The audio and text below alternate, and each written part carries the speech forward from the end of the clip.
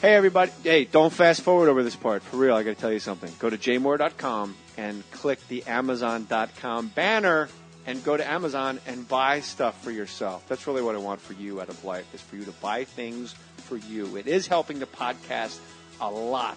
And thank you. And tweet me the strange things that you've purchased with photos or it didn't happen. This Father's Day, there was only one perfect gift. It's the Man Great Grill Enhancement System. What's a Man Great, you ask?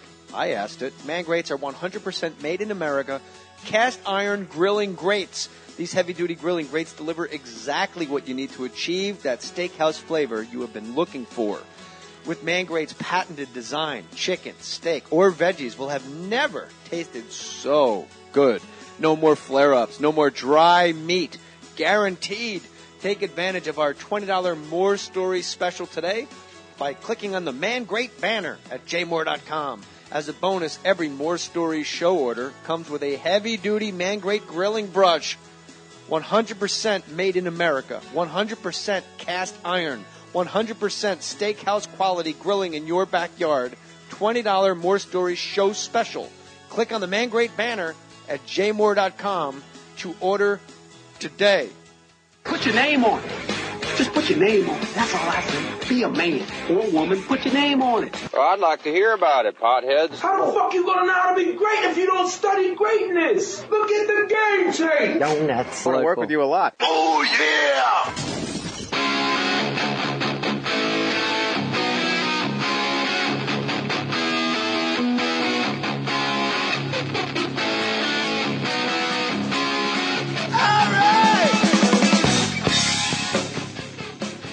Ladies and gentlemen, the 100% approval rated guest is back in Fake Mustache Studios. Bartholomew Nathan Daniels Katz. Really? Still 100%? Oh yeah. I've never seen a single negative review about you. I'm sure this will all change right now, starting right now. Somebody will, you know what? If you're out there, you could be the guy. Like anytime there's a YouTube video, somebody always goes first. Like they got to post that they're the first person. Who's going to be the first guy to shake Barry Katz's treehouse down? I think I'll be the one to write the negative review. You should just do it. You should just do it right now. Get somebody from the office. Just text right now. Do me a favor and beat everyone to the punch. How many people actually write in to give negative or positive reviews? iTunes has about 4,000 reviews. A lot of those reviews are people from other podcasts. This is the thing about the internet, is filled with trolls, I guess they're called. We're going to talk a little bit about that today. They're filled with trolls, but if you're going to troll, don't put the name of the podcast that sent you. That lets me know, don't go, hey, this show sucked. Aaron Sorkin, Sports Night. Then I know that Sorkin has a problem with me. Do you know what I mean? Don't put the name of who sent you. If you want to really troll, make me think you're truly a ham and egger out there in the middle of the country, and this is not for you for specific reasons listed below. Now, have you read all 4,000 comments? No, I'll read some. I want to see if they're current because iTunes has a lag. They got to wait and make sure you don't, put Heil Hitler and shit in your review or whatever. It's, I don't know, some hate crime speech. And then I'll read them. Yeah, I read them sometimes, but I read other people's too. Because it's interesting to see a lot of the complaints on podcasts are about levels, like the sound's fucked up. You shouldn't have left that or this. And then a lot of it is also people positive. It's mostly positive. So, yeah, but I do read it. And the trick is to just stay off your Twitter comment page because that's when people can just really lay into you. But we're drawn to it, Katz. That's why I have you in here. You're a guy, Barry Katz. My manager, my husband. All right. Because we're an old married couple, let's face it. You're a guy. No itch. Huh? No itch. That's the trick. 7-year itch, my ass. You're a guy. Everyone listening loves Barry. That's a fact. 250,000 people are going, oh, good, Katz is on. And someone said, we should just transcribe our conversations. That's the book, Zen and the Art of Stand-Up Comedy. That'd be an honor. Are you going to talk all day? No. All right. I don't even know what I was going to say because I had to make fun of you. and get a laugh. I'm such an idiot. Okay, you're a guy, this is important, dealing with negativity, positivity, staying in your light, stay in the pocket, staying in your game. Barry Katz, without a doubt, you are one of the men, not on the internet apparently, but in real life, I hear more shit about you.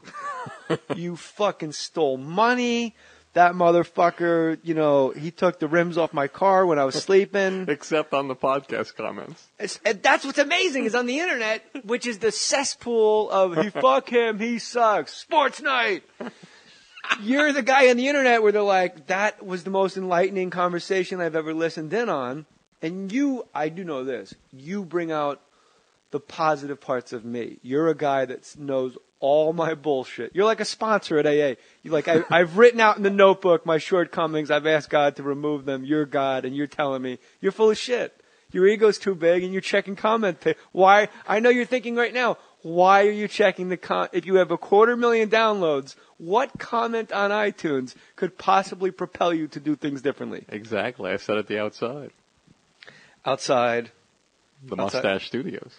You're a guy, I've heard more people talk comics, and I think the thing that lends negativity towards you is, and what kept you and I together, was you are honest to people when you have something bad to say about a person. You won't say, you know what, man? When you call me in about a year and a half, I love what I see. You'll go, I don't know what the fuck you're even doing up there. You're just screaming at people and calling cunts and assholes. That's no way to get a corporate gig, man. You gotta, and then that person leaves that place and goes, man, fuck him. Because when you tell somebody something honest to their face, it shakes them up. It does, but, you know, that's always been my style, so. How much of that on the street negativity actually, be honest, actually reaches you? Where you're aware of it being said? I'm not aware of all of it because the only thing you're aware of is, like, I think Lorne Michaels said this to you one time, I believe. If it wasn't you, it was somebody else who you knew. There was a lot of negativity about the show and how bad the show is, and either you or somebody went up to Lorne and said, you know, I don't understand all this negativity because every time on the street people come up to us and they tell us how wonderful we are and how much they love the show and how much the characters are great. And Lorne said, and I wish I could do an impression of him, but he said, Jay, people don't tell you what they think of you to their face when they meet you on the street. He said, let's get something straight. It was to all of us. But he looked at me when he said it. He goes, no one's going to stop you on the street to say bad things. Yeah. I don't know what voice that was, but it wasn't Lorne. We need Brewer in here. Have you heard Brewer's Lorne? He does a good one. I've been listening to his radio show on Sirius XM, the Friday night, the Brewer show. Uh-huh. I got to get him on the podcast. I was listening, driving to like Vegas, and I had it locked in. And I realized, listening to him talk to Jimmy Fallon, Brewer might have fucking 75 voices. Well, what's always amazing about Brewer, and the first time I saw Jim was at the Uptown Comedy Club in Harlem. For those people listening who don't know, probably in the late 80s and early 90s, there was a comedy club in Harlem on 125th Street. And it was in a room, I don't even know what you'd call it. It looked like almost a building that was a construction site. I don't even know if they served alcohol or if people brought in their own alcohol, but it was always sold out. And that's where I first saw Tracy Morgan. That's where I first saw Brewer. First saw a comic named Maceo. Rob Magnotti. I didn't see Rob there. He was up there, right? I know, he was up there, but I didn't see him there. Monteria Ivey, who created a show called Snaps on HBO, who since passed away. Snap. And Brewer was, you know, one thing about comedians that you notice if you work with them or if you know them, most of them off stage, and this isn't you, Jay, but most of them off stage are literally like a shell of a person. I mean, they seem like they're in a funk. They don't seem like they're happy. They're certainly not funny off stage. And then what happens is the red light goes on and it's magic.